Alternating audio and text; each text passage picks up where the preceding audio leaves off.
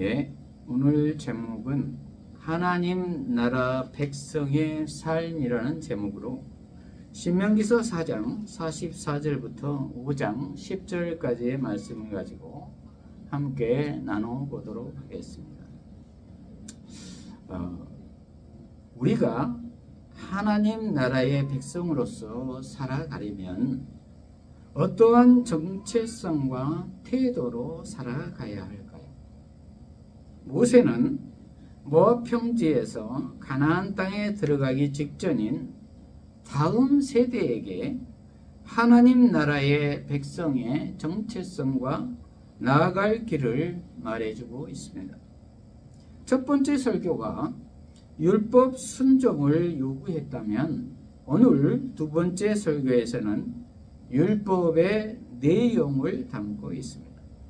그 내용은 십계명입니다. 이제 모세는 그 두 번째 설교를 시작하면서 과거 이스라엘과 세우신 언약을 회고합니다. 그리고 호렙산에서 맺은 언약이 새로운 세대와 어떤 상관성을 갖고 있는지 밝혀주고 있습니다. 여기에서 오늘을 사는 우리가 하나님의 백성으로서 정체성을 유지하고 부르심에 합당하게 살아가기 위해 필요한 것은 무엇일까요? 오늘 본문을 통해서 살펴보도록 하겠습니다. 첫째로 내게 주신 말씀으로 들으라. 내게 주신 말씀으로 들으라. 오늘 본문 44절부터 보면은 모세가 이스라엘 자손에게 선포한 율법은 이러하니라. 이렇게 시작하고 있습니다.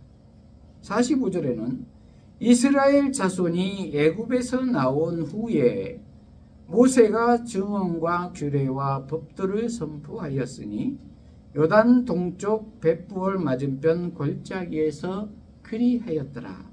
이렇게 기록하고 있습니다. 모세가 요단 동쪽 벳부올 맞은편 골짜기에서 선포하였다는 것입니다. 47절은 이 땅은 헤스본에 사는 아모리 족속의 왕 시온에게 속하였더니 모세와 이스라엘 자손이 애굽에서 나온 후에 그를 쳐서 멸하고 그 얻은 땅은 아르논 골짜기 가장자리에 아로엘에서부터 시온산 곧 헤르몬산까지요.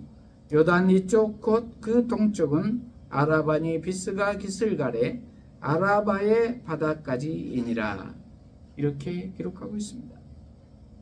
원래 이 땅은 넓은 목초지로 아모리 왕 시온에게 속해 있는 영토이었는데 이스라엘 백성들이 애굽에서 나와 가나안 땅에 가기 위해 그들에게 양해를 구하고 그냥 지나가고자 했는데 그들이 이스라엘 백성들을 막아서자 하나님이 그들을 이스라엘에게 붙이셔서 이스라엘 백성들이 그들을 물리치고 나중에 이스라엘 땅이 되었습니다.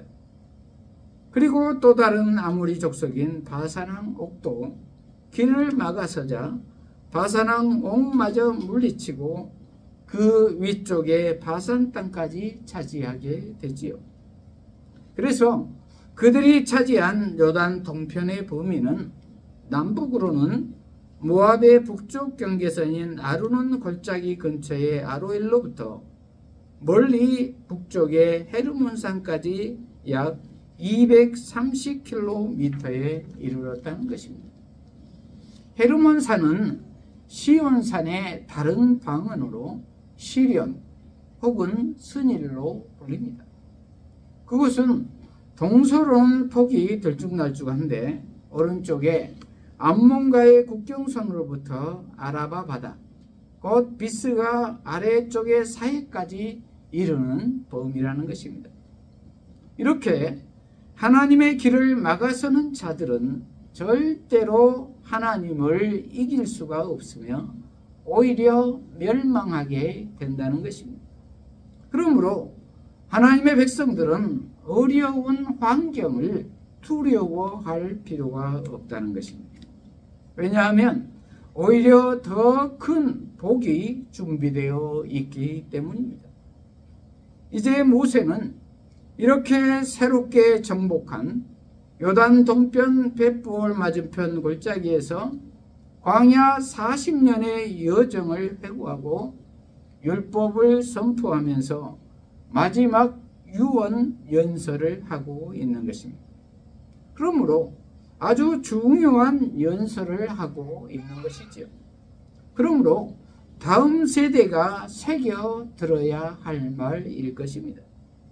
5장 1절부터 보면은 모세가 연설을 시작합니다. 모세가 온 이스라엘을 불러 그들에게 이르되 이스라엘아 오늘 내가 너희의 귀에 말하는 규례와 법도를 듣고 그것을 배우며 지켜 행하라.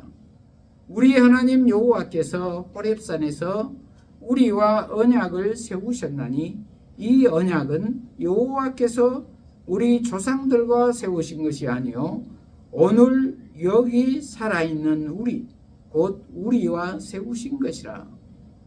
이렇게 기록하고 있습니다. 1절에 이스라엘아 오늘 내가 너희에게 말하는 규례와 법도를 듣고 그것을 배우며 지켜 행하라. 이렇게 말하고 있습니다.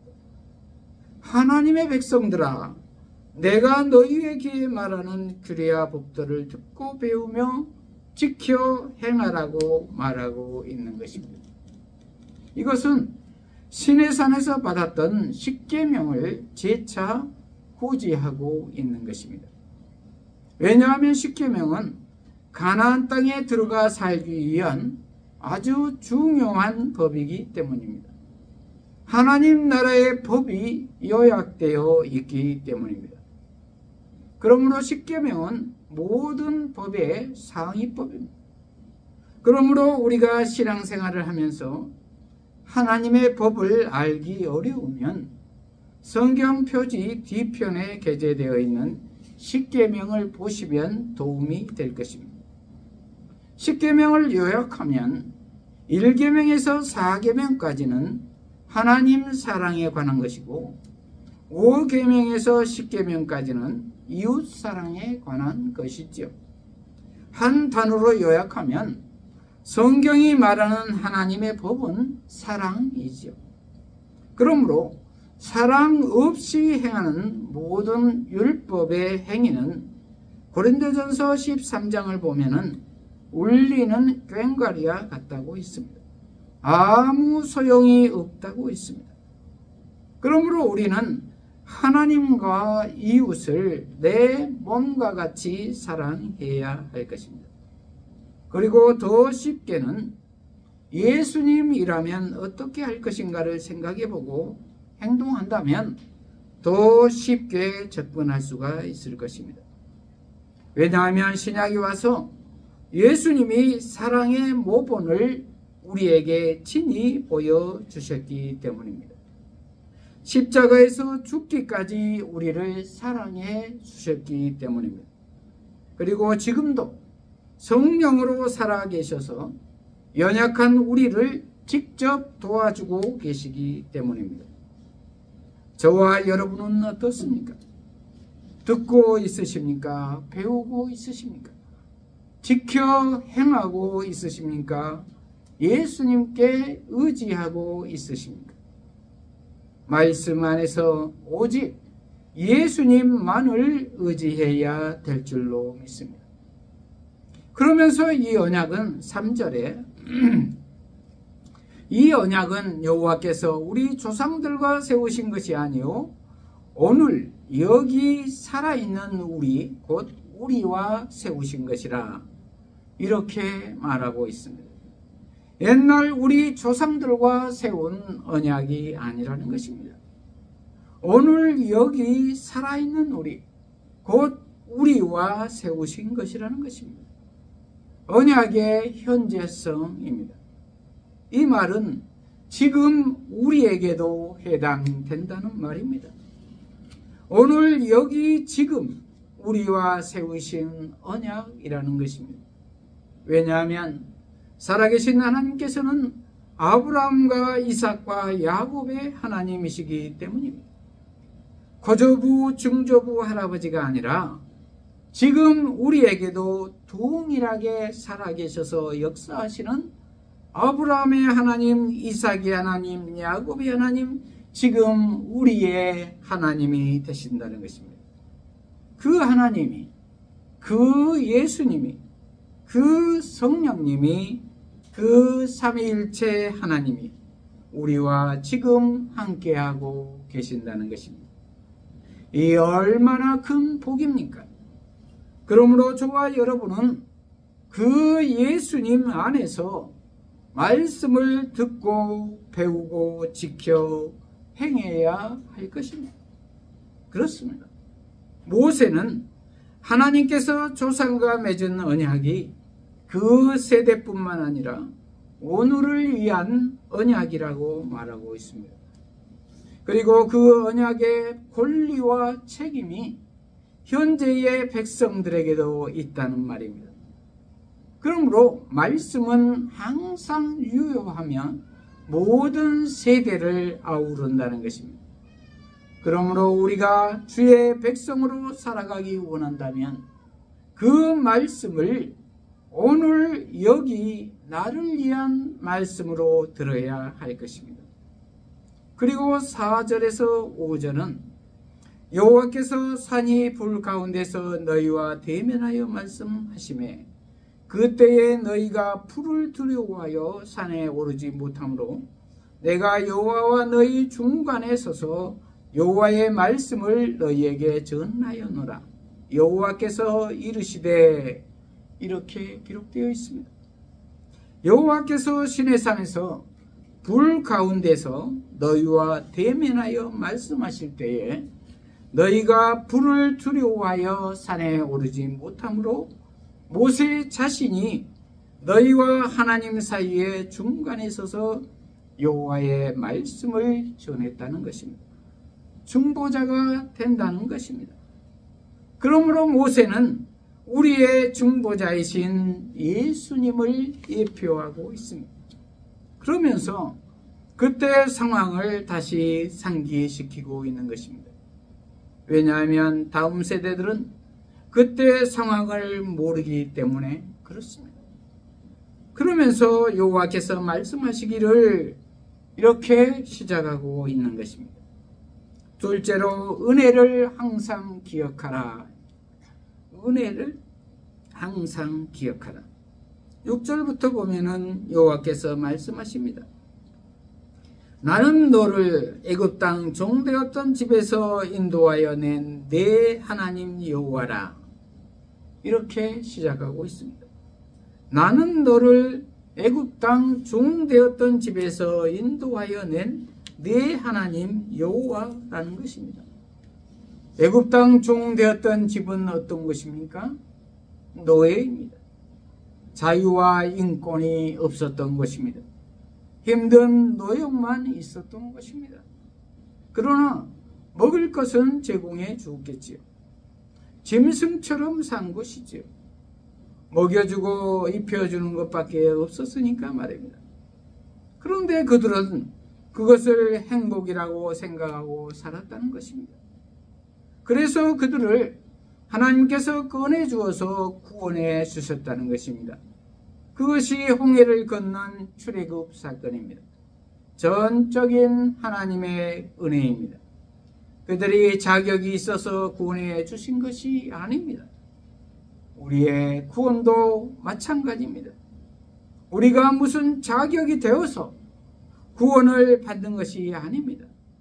하나님의 전적인 은혜입니다. 그러므로 우리가 할 일은 감사하는 일밖에 없는 것입니다. 그런데 지금 출애굽 1세대 이스라엘 백성들은 그 구원의 사건을 경험하고 온 사람들입니다.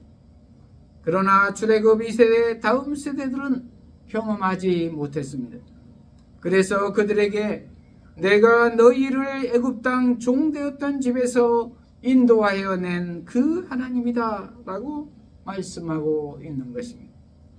저와 여러분은 어떻습니까? 먹여주고 입혀주기만 하면 행복하시겠습니까? 인권이 없어도 행복하시겠습니까?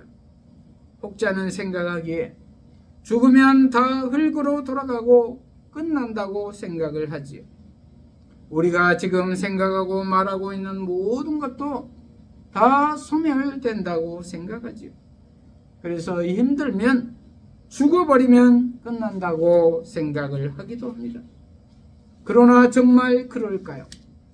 그러나 성경은 그렇게 말하고 있지 않다는 것입니다. 히브리서 9장 27절에 보면 한 번 죽는 것은 사람에게 정해진 것이요 그 후에는 심판이 있으리니 이렇게 기록하고 있습니다. 심판이 있다는 것은 선악간의 판별을 하겠다는 것입니다. 양과 염소를 구분하겠다는 것입니다. 그리고 악한 자는 영원히 꺼지지 않는 지옥불에, 선한 자는 영원히 사는 천국에 들어가게 한다는 말입니다. 그러므로 우리는 결코 지옥에 들어가서는 안 되겠지요. 천국에 들어가야 할 것입니다. 그런데 천국에 가는 조건이 있다는 것입니다. 그것은 요한복음 14장 6절에 내가 곧 길이요 진리요 생명이니 나로 말미암지 않고는 아버지께로 올 자가 없느니라 이렇게 말씀하고 있습니다. 그리고 로마서 10장 9절에서 10절에 보면은 내가 만일 내 입으로 예수를 주로 시인하며 또 하나님께서 그를 죽은 자 가운데서 살리신 것을 내 마음에 믿으면 구원을 받으리라. 사람이 마음으로 믿어 의에 이르고 입으로 시인하여 구원에 이르느니라. 이렇게 기록하고 있습니다. 예수 그리스도를 믿음으로 말미암아 구원에 이른다는 것입니다. 그것이 구원의 조건이라는 것입니다. 그러므로 예수가 마음속에 있지 않으면 구원에서 벗어나 있다는 것입니다. 애굽의 종 되었던 곳에 있다는 것입니다. 사탄의 종으로 있다는 것입니다. 그래서 창세기에서는 우리가 태어날 때부터 본질상 진노의 자녀로 태어난다고 말하고 있습니다. 그것은 아담과 하와가 불순종하여 선악과를 따먹은 결과이지. 그래서 거기에서 벗어나지 못하면, 즉 구원받지 못하면 우리는 그대로 진노의 자녀로 지옥으로 가게 된다는 것입니다. 아찔한 일입니다. 그러므로 우리는 반드시 예수를 믿음으로 말미암아 구원에 이르러야 할 것입니다. 배를 갈아타야 할 것입니다. 그리고 우리는 항상 그 구원의 은혜를 기억해야 할 줄로 믿습니다. 그래야만 우리는 어떠한 환경 속에서도 감사하는 삶을 살 수가 있기 때문입니다. 그래서 모세는 시내산에서 이렇게 말씀하시는 하나님을 다시 상기시키고 있는 것입니다. 그리고 이스라엘 백성들의 정체성을 일깨우고 있는 것입니다. 그래서 그 하나님을 기억하고 가나안 땅에 들어가야 한다는 것입니다. 그렇지 않으면 그들이 들어갈 가나안 땅의 많은 우상신들을 이겨낼 수가 없다는 것입니다. 그것에 현혹될 수밖에 없다는 것입니다. 그렇습니다. 이렇게 순종을 요구하는 말씀 선포는 매번 애굽의 바로의 종이던 데서 구원하신 하나님을 기억하는 것으로 시작합니다. 이렇듯 은혜에 대한 기억과 감사가 선행되어야 순종 요구가 짐과 속박이 되지 않을 것입니다. 즐거이 순종하는 복된 백성이 되고 싶으십니까? 그러려면 우리는 베푸신 은혜를 먼저 기억하고 감사해야 할 것입니다. 셋째로 오직 하나님만 섬기라. 오직 하나님만 섬기라. 7절부터입니다. 나 외에는 다른 신들을 내게 두지 말지니라. 너는 자기를 위하여 새긴 우상을 만들지 말고 위로 하늘에 있는 것이나 아래로 땅에 있는 것이나 땅 및 물속에 있는 것의 어떤 형상도 만들지 말며 그것들에게 절하지 말며 그것들을 섬기지 말라. 나 내 하나님 여호와는 질투하는 하나님인즉 나를 미워하는 죄를 갚되 아버지로부터 아들에게로 3, 4대까지 이르게 하거니와 나를 사랑하고 내 계명을 지키는 자에게는 1000대까지 은혜를 베푸느니라. 이렇게 기록하고 있습니다.